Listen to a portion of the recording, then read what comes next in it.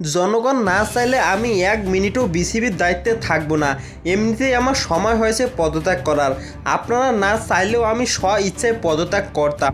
দর্শক, বাংলাদেশ ক্রিকেট বোর্ডের পরিচালনা পরিষদের সভাপতির পদ থেকে পদত্যাগ করতে যাচ্ছেন নাজমুল হাসান পাপন। বিসিবির একজন পরিচালক বৃহস্পতিবার সাংবাদিকদের জানিয়েছেন, বিসিবির সভাপতির পদ থেকে অব্যাহতি নিতে রাজি আছেন পাপন।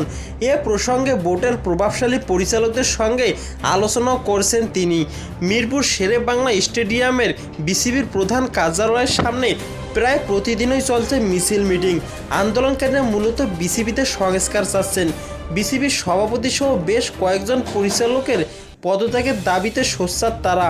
এরই ধারাবাহিকতায় নাজমুল হাসান পাপনের বিসিবি সভাপতির পদ ছাড়ার খবর প্রকাশ হলো।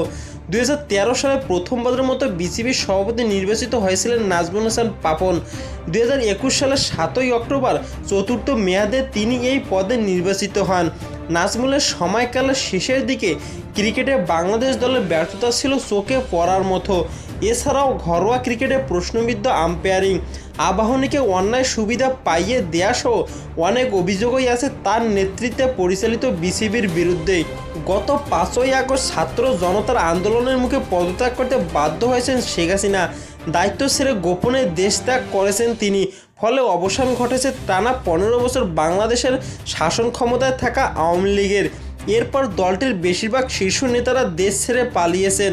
তো দর্শক, নাজমুল হাসান পাপনের পদত্যাগে আপনারা খুশি হয়েছেন কিনা অবশ্যই আপনাদের মূল্যবান মতামতটি আমাদের কমেন্ট বক্সে লিখে পাঠাবেন এবং ভিডিওটি শেয়ার করে দিবেন। ধন্যবাদ সবাইকে।